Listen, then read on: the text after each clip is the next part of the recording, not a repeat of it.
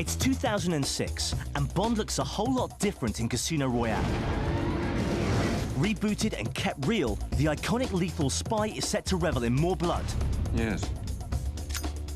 Considerably. More pain.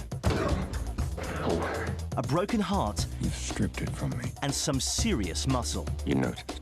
Join us over the next 30 minutes as Daniel Craig talks becoming Bond. I was very interested in how he walks into a room, how he assesses a room, he checks exits, he checks girls, maybe. Director Martin Campbell says no to gadgetry. No more flying off into space or burning 747s or control rooms erupting. And Eva Green and Katerina Marino simply swoon. He's so rough, he's so sexy. And him being in a swimsuit, it's, oh my God, he's really sexy, he's tanned. Wow. But first, the $150 million production of Casino Royale was shot on a punishing 118-day schedule. But for Daniel, it was landing the coveted role that proved a drawn-out operation. Because it sort of was a process that went over 18 months, it didn't really sort of like, it wasn't sort of an instant decision. I was filming in Baltimore, and I flew over for the screen test and then got straight back on a plane again and sort of left to go back to work. And the news came through, and I was on my own because everybody was doing a night shoot, so I couldn't call everybody up to sort of like let's go out and celebrate, because they were all working. But it worked out rather nicely, because I actually went to a bar. And the last thing you can do is sit at the bar and sort of be drinking a pint of Guinness, going, guess what, I'm James Bond, because you'll be shut out.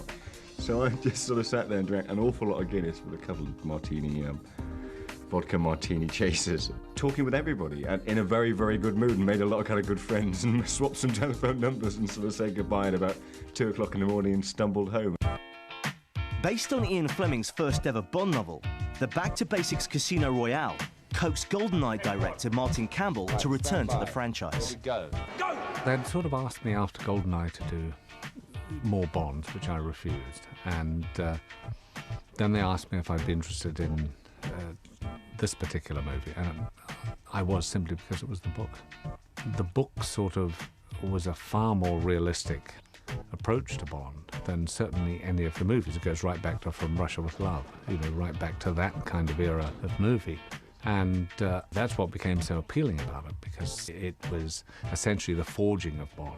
Well, I understand 00s have a very short life expectancy. To become a 00, he has to have been on mission to kill 2 people. One is a very simple killing, in the sense that it's just a shot between the eyes. And the other is a very ugly killing, which is more brutal. And it's a killing that affects him. I mean, he doesn't like it. He doesn't like it when, you know, his conscience is essentially pricked. I want you to take your ego out of the equation. So you want me to be half monk, half hitman? It became very apparent that the tone of the movie would have to be different to what previous Bond movies were. You know, no more flying off into space or burning 747s or control rooms erupting or volcanoes hollowed out. None of that. I think the action is more realistic. It had to be. He does get beaten up, and he does make some bad decisions. And he gets himself into hot water. And he's basically a rough diamond to start with. You know, we haven't screwed around with the formula here. Whatever happens, you know, success or failure with this, it's going to move the franchise on. It's going to move it on in an incredibly positive way. I know that, and I wanted to make sure that we protected it, and we moved it so that it could last another 40 years. And you do that, I think, by just, you know, you work hard and you make sure that all the right ingredients are put in. And while some ingredients of old haven't made it back into the mix, the globe-spanning locations audiences have come to expect abound. What? He's in the Bahamas. You woke me to share his holiday plans. We went to the Bahamas, we went to South Africa, we went to Prague, Miami, we went to Venice, and of course back to London, the 007 stage. So in order to fulfill his international top-secret missions, Daniel embarked on a grueling fitness regime. Physically, I mean, when I got the part, I mean, which was last October now, and I sort of said, look, I need a personal trainer. There was one there, one appeared, and I worked, you know, solid. And I built myself up, and I was working out like 5 times a week. I was very interested also how he walks into a room, how he assesses a room, he checks exits, he checks girls, maybe. But all those things have to be encompassed, and you can have to do that in an instant. He'd done a lot of homework on it. The question was the light and shade of the moods, if you see what I mean, the sense of humour, the lightness of touch occasionally. And he does it very well, I must say, he does it. So it's a question of, I guess, guiding and a question of balance. That's what it's about. How did he die? Your contact? Not well. I've got a few key elements which now I'm very happy with, which are mine and not anybody else's, and that was very key. I mean, I watched every single movie over and over and over again and read the books, and then I kind of threw them away and sort of went, okay, let's move forward now, let's think about this. And I've got them, all of that history in my head, and all of it's sort of there, and I know what we have to do, but I'm moving forward, and I'm moving forward with my ideas and Martin's ideas. Welcome, Mr. Beach. Or is that Bond? I'm a little confused. Well, we wouldn't want that, would we? The first time I met him was when I was supposed to do the audition. And he came up to me and he was wearing the tuxedo. And he looked totally like Bond, and he talked like Bond with his beautiful British accent. And I think he's just the perfect choice. A bit dry, Martin. His physical approach is slightly different. I mean, he looks like a man who can kill people with his bare hands. And he is doing that. He doesn't need all the gadgets. Daniel, I think, is probably the best actor, unquote, that we've ever had as Bond. And he also has a sense of humour. You don't sort of credit Daniel for some reason to have a big sense of humour, but he does. And he pulls off his lighter moments, I think, extremely well. I'm sorry. That last hand nearly killed me. I describe Daniel as a great actor. He's so deep as James Bond. When he kills somebody, he looks like a real killer. When he kisses me or Eva, he's so rough, he's so sexy. He's more human. He's more mysterious. And it's more real from the other James Bond. He has feeling, and he fall in love for the first time. How's our girl? Melted your cold heart yet? He's quite broken and ruggedly handsome and you know, scary, sexy. So you know, I think it's quite attractive. And he's not like hairbrushed, and he's lived a life. And I think you want to know more about him. And you know, this big enigmatic man, you know, who could make love to you but could also kill you. And him being in a swimsuit, it's, oh my God, he's really sexy, he's tanned. Wow. That's it for part one, but keep it right here, because coming up in part two, Daniel Craig on Roughing It Up for Bond. You kind of come out of the days thinking, yeah, we did something today. I'm bleeding, I must have done something today. Martin Campbell on Shooting Bond. I like the editing. I even like the pre-production. I find the shooting, you know, excruciatingly tough. And Eva Green on Scarring Bond. She breaks his heart and he becomes quite ruthless after that and completely closed off. MTV at the Movies, in association with Maxell.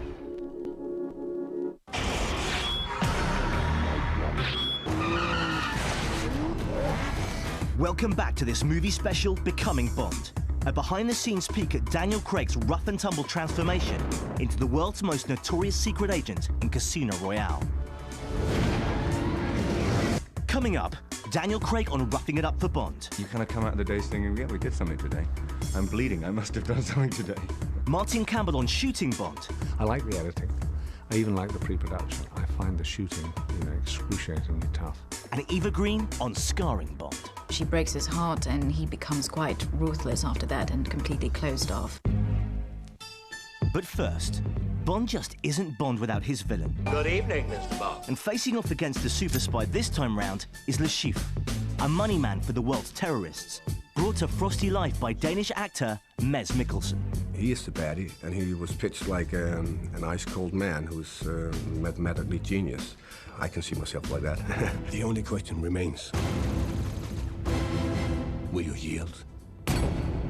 In time? Le Chiffre is this almost silent snake, you know, there's almost a mask over his face. I remember saying to him that you cannot blink during this movie, you just have to look, there's no blinking, you can just, you know, and he does pretty much throughout the whole movie, he never blinks. And he does have this rather eerie, threatening quality. It starts out quite much like a mental thing, and we're equal people. I mean, we are both very professional in our jobs. I hope our little game isn't causing you to perspire. And when I can't get what I want, I have to do it a little more physical.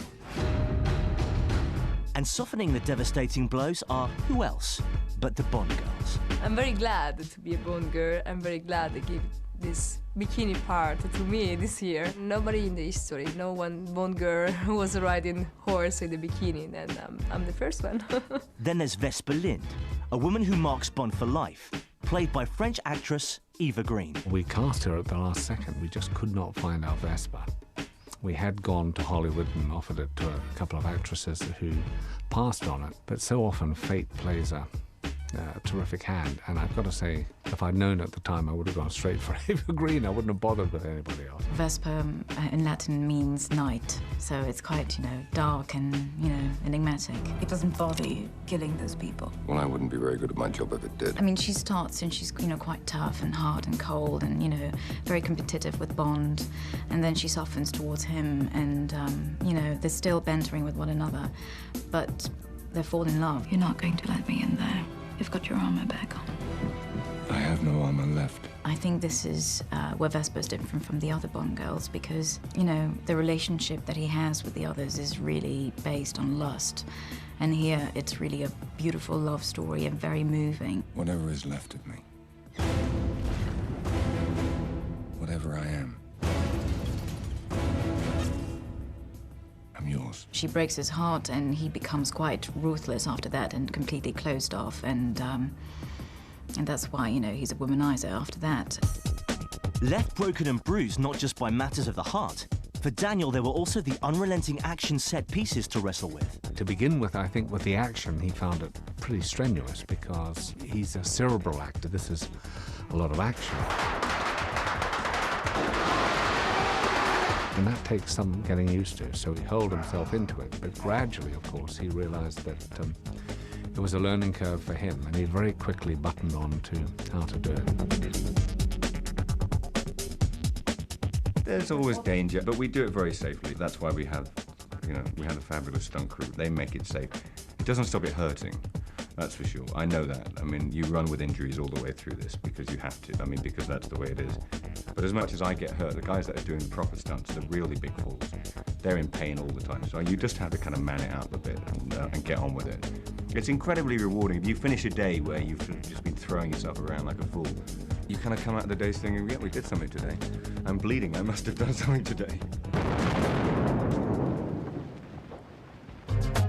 Surprisingly for Martin Campbell, it wasn't the spectacular action sequences that brought on the headaches. Believe it or not, the poker games are very tricky to shoot. Stand by. There are 3 sections where they play off against one another. The man was Le Chiffre, private banker to the world's terrorists, which would explain how he could set up a high-stakes poker game at Casino Royale in Montenegro. If he loses this game, he'll have nowhere to run. You're the best player in the service. You've got 10 people all around an oval table, all looking at each other. And it's every film student's nightmare, eye lines, crossing eye, who is referring to who. There's the cards themselves, there's the way the game's played, how the game progresses, how you have to jump cut to move the game along, all of that stuff, And for some reason I found that, we shot it and I'm very pleased with the games, but boy, they were difficult. The Treasury has agreed to stake you in the game.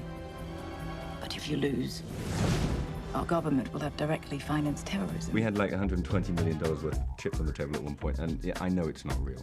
We know it's not real. But as Mess would say, because there's a moment in the game where he beats me and he wipes me out. He had 2 jacks, which was the winning hand, and we did it time after time after time, as you do. Every time he turned it over, he had this little frisson, because basically what he did after that is took 120 million and swept it into himself, and he just kind of he couldn't get over it every time. Oh, it's a good feeling. So, with the high-stakes gambling, thrilling action, extravagant globetrotting, and gorgeous eye candy, you'd certainly be forgiven for thinking it generates pure filmmaking enjoyment. But just how much? None.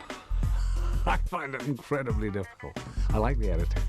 I even like the pre-production. I find the shooting, excruciatingly tough. 3, 2, 1, go, go, go, go, go! Particularly on something like this, because the sheer weight of it, is lumbering this great circus all around the world. Check the gate, move on. When you're traveling from country to country, the preparation time is cut down because of the logistics and everything else. So well, yeah, it's really 7 days a week. 3, 2, 1, action!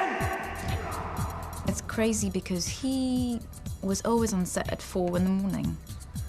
And he was never really tired. And he's not taking any drugs. It's just like it's in his blood, you know, he has so much energy.